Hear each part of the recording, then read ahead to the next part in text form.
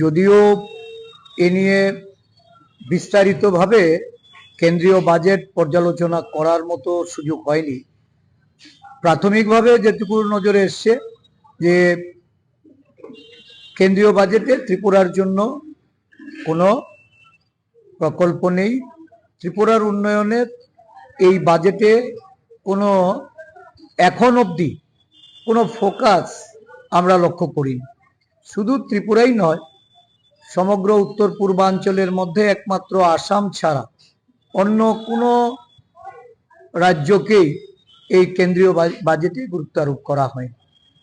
আসামে একটা ইউরিয়া প্ল্যান্টের প্রস্তাব রাখা হয়েছে যদিও, কিন্তু আমাদের রাজ্যে গ্যাস বেস এই ইউরিয়া সারের কারখানার কথা অনেক আগেই এটা বলা হচ্ছিল, কিন্তু এটা ইমপ্লিমেন্টেশনের ক্ষেত্রে আমাদের রাজ্যের 3 জন লোকসভার 2 সদস্য এবং রাজ্যসভার 1 জন সদস্য থাকা সত্ত্বেও এই বাজেটের মধ্যে কোনো রিফ্লেকশন আসেনি।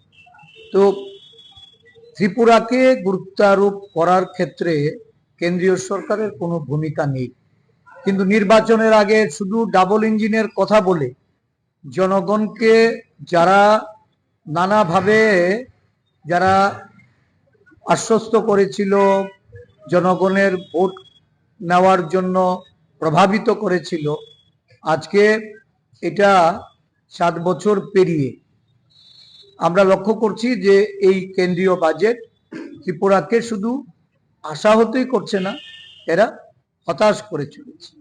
এই বাজেট মূলত মধ্যবিত্তদের একটা কঠিন পরিস্থিতির মধ্যে ঠেলে দেবে। এখানে কর্মসংস্থানের কোনো সংস্থান রাখা হয়নি এবং দেখা গেছে সারা দেশব্যাপী যে মূল সমস্যা আনএমপ্লয়মেন্ট, এই প্রাইস হাইক বা এই যে ট্যাক্সেশনের ক্ষেত্রে এখানে কোনো রিলিফ নেই। এই পরিস্থিতিতে বলা যায় এই বাজেট এটা জনবিমুখ বাজেট কেন্দ্রীয় সরকার এখানে পেশ করেছে।